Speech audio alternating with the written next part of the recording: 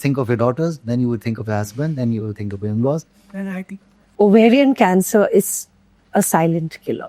If you know that a woman is standing very silently and supporting you, Yes. you become courageous. Rajeev, ovarian cancer is a silent killer. He just spoke about that. Why do you feel there is still so much silence around women's health? Women are born in a certain way. I think they are very resilient. Especially when you become mothers, I think the silence kind of very silently becomes a part of their life. The priorities change. The focus changes in life is what I've learned from my life, what I've learned from others, their lives.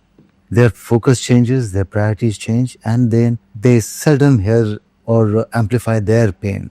The whole thing of kind of absorbing their own pain, giving priority to somebody else's pain, be it could be your children, it could be your husband, it could be your parents, it could be in-laws. And then they come.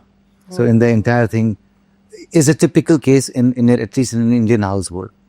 A woman, Like we talk about our mothers, yeah, and even now, if I would ask you that you would first think of your daughters, then you would think of your husband, then you would think of your in-laws. I'm glad you do. I'm glad, because if you don't think about yourself, you will never be able to take care of of them.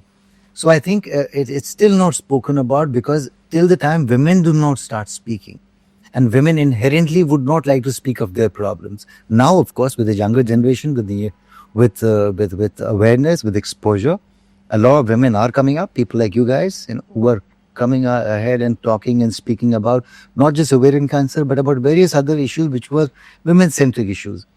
The moment women start speaking about it is when women get empowered, is when the silence is broken.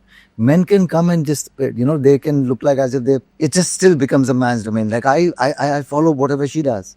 She's a showrunner. I have noticed that She's a showrunner. I have no qualm or a hitch in even saying that. She's a doer. She is the showrunner.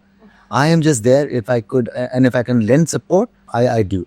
It's been 7 years of being there. So For a man, it's a woman. If you know that a woman is standing very silently and supporting you, yes, you become courageous. And it could be any form of support. The moment you know that there is support, it could be a support existing from my staff, from my team, from anybody who's around me. As long as you pump in support, I become more courageous. The moment I become more courageous, I become a doer. And then, so that's how it is, I guess. Like she said, it's a great feeling if you could bring a smile, if you could bring a change. It's just a great feeling. Why people think it is just for the talks. Most of us think that these are all very wise talks, I can bring in a difference and you will feel it. Maybe you haven't experienced it. If the day you experience that, maybe one action of mine, one small little gesture of mine could bring in a change, is the day you feel empowered. I can bring in a change. trust needs everywhere. So once you do it, you cannot stop. Yeah, so it's not just I loved how he framed what empowerment is. That when you can support someone else, you actually feel self-empowered that I'm capable to do this. Feeling of gratitude, right?